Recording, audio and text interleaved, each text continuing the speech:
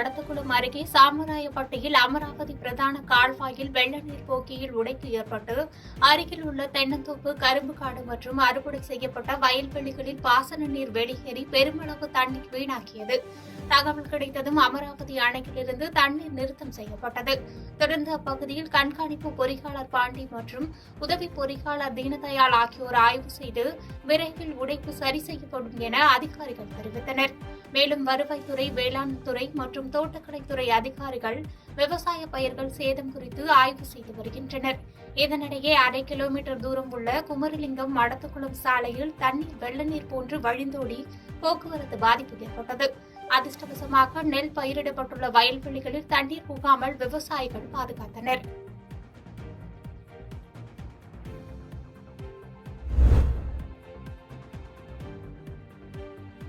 கோவை மாவட்டம் பொள்ளாச்சி அருகே உள்ள கோட்டூர் பகுதியைச் சேர்ந்த விவசாயிகள் தங்கள் விளைநிலங்களுக்கு செல்லக்கூடிய பெரிய அணை வாய்க்கால் பாலத்தை கட்டித்தருமாறு எம்எல்ஏ அமுல் கந்தசாமியிடம் கோரிக்கை விடுத்தனர்.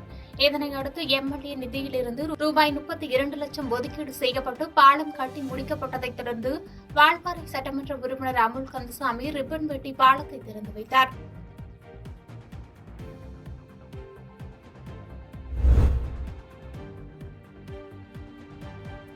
தமிழக அரசு நெகிழியில்லா தமிழகத்தை உருவாக்க வேண்டும் என்று மீண்டும் மஞ்சப்பை திட்டத்தை அறிமுகப்படுத்தியது. அதன் ஒரு பகுதியாக விருத்தாசலம் வட்டாட்சியர் அலுவலகத்தில் வைக்கப்பட்டுள்ள மஞ்சள் துணிப்பை வழங்கும் இயந்திரம் கோளாறு ஏற்பட்டு பல நாட்கள் ஆகியும் வட்டாட்சியர் அலுவலகத்தில் காட்சி பொருளாக உள்ளது.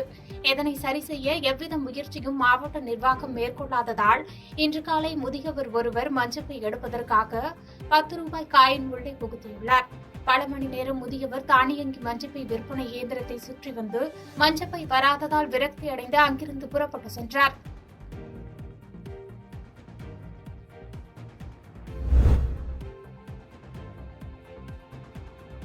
தேசிய சாலை பாதுகாப்பு மாத விழாவை கொண்டாடும் வகையில் தென்காசிகள் வட்டார போக்குவரத்து அலுவலகம் மற்றும் தென்காசி போக்குவரத்து காவல் நிலையம் இணைந்து சீட் பெல்ட் அணிவதன் பாதுகாப்பு குறித்த விழிப்புணர்வு வாகன பேரணி நடத்தியது. தென்காசி யானைப்பாலத்தில் தொடங்கிய விழிப்புணர்வு பேரணியை மோட்டார் வாகன ஆய்வாளர் கனகவள்ளி கொடியசைத்து தொடங்கி வைத்தார். பேரணியில் 10க்கும் மேற்பட்ட வாகனங்கள் அணிவகுத்து தொடர்ச்சியாக ஊர்வலமாக சென்றது பொதுமக்களின் கவனத்தை ஈர்த்தது.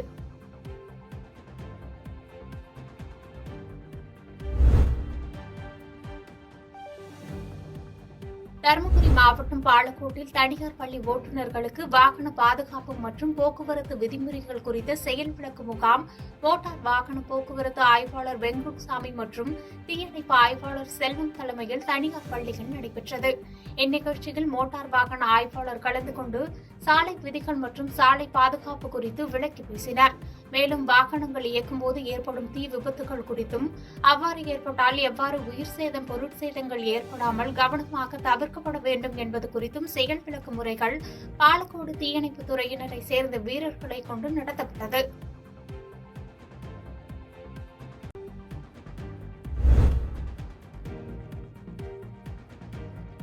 நீலகிரி மாவட்டம் உதகை அருகே நடந்த விபத்தில் மண் சரிவில் சிக்கி 6 பெண்கள் உயிரிழந்த நிலையில் அவரது உடல்களை வாங்க அவரது உறவினர்கள் உதகை அரசு மருத்துவக் கல்லூரி மருத்துவமனையில் உள்ள பிரேத பரிசோதனை கூட்டத்திற்கு முன் குவிந்துள்ளனர்.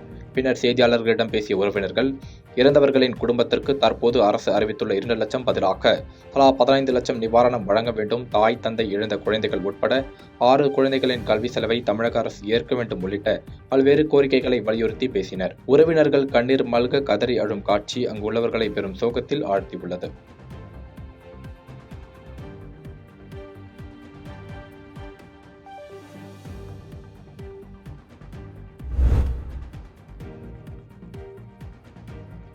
செங்கல்பட்டு மாவட்டம் திருக்கழுக்குன்றம் அரசினர் மகளிர் மேல்நிலைப் பள்ளியில் 2023 மற்றும் 2024 ஆண்டு கல்வியாண்டிற்கான விலையில்லா மிதிவண்டி வழங்கும் நிகழ்ச்சி பள்ளியின் தலைமை ஆசிரியை சூரியகலா தலைமையில் நடைபெற்றது. இந்நிகழ்ச்சியில் சிறப்பு விருந்தினராக திருப்போரூர் எம்எல்ஏ எஸ் பாலாஜி கலந்து கொண்டு மாணவரிடையே சிறப்புரையாற்றி விலையில்லா மிதிவண்டினை வழங்கினார். நிகழ்ச்சியில் பேசிய எம்எல்ஏ எஸ் பாலாஜி, சிறப்பு அழைப்பாளர்கள் பேசும்போது மாணவர்களை கைத்தட்ட சொல்லாதீர்கள் என ஆசிரியர் மற்றும் பெருமக்களுக்கு வேண்டுகோள் விடுத்தார். நீட் தேர்வை எவ்வாறு எதிர்கொள்ள வேண்டும் எனவும் அதற்கான வழிமுறைகளை மாணவிகள் பின்பற்ற வேண்டும் என கேட்டுக்கொண்டார். இந்நிகழ்ச்சியில் திமுக தலைமை பொதுக்குழு உறுப்பினர் செல்வகுமார், ஒன்றிய பொருளாளர் தனசேகர், சமூக ஆர்வலர் ஜெகதீஷ், பள்ளி ஆசிரியர் பொதுமக்கள் உட்பட பலர் கலந்து கொண்டனர்.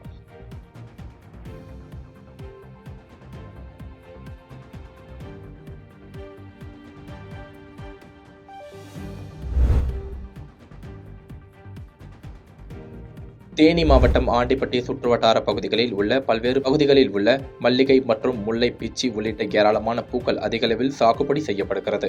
இந்நிலையில் நாளை தை அமாவாசை என்பதால் பூக்களின் தேவை அதிகரித்துள்ளதால் இன்று ஆண்டிப்பட்டி மலர் சந்தையில் பெரும்பாலான பூக்களின் விலை உயர்ந்து ஏலம் போனது. அதிகபட்சமாக பிச்சி பூ கிலோ 2000 ரூபாய்க்கும், மல்லிகை பூ கிலோ 1500 ரூபாய்க்கும், மேலும் பெரும்பாலான பூக்கள் விலை உயர்ந்து ஏலம் போனதால் பூ விவசாயிகள் மகிழ்ச்சி அடைந்துள்ளனர்.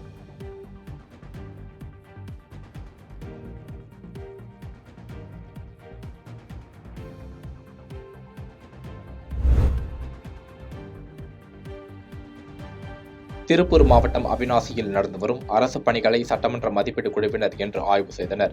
இக்குழுவின் தலைவர் கும்பகோணம் அன்பழகன், உறுப்பினர்கள் செல்லூர் ராஜு உள்ளிட்டோர் அவிநாசி லிங்கம் பாளையம் ஏரியை புனரமைக்கும் பணி, அரசு மருத்துவமனையில் புதிதாக கட்டப்பட்டு வரும் தாய் சேய் நல கட்டப்பணிகளை பார்வையிட்டனர்.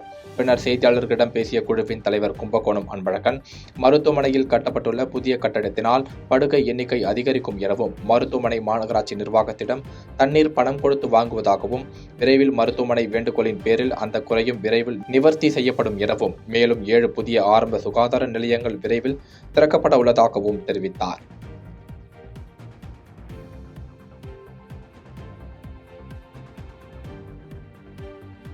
பாதகம் செய்பவரை கண்டால் நாம் பயங்கொள்ளலாகாது பாப்பா, மோதி மிதித்து விடு பாப்பா, அவர் முகத்தில் உமிழ்ந்து விடு பாப்பா.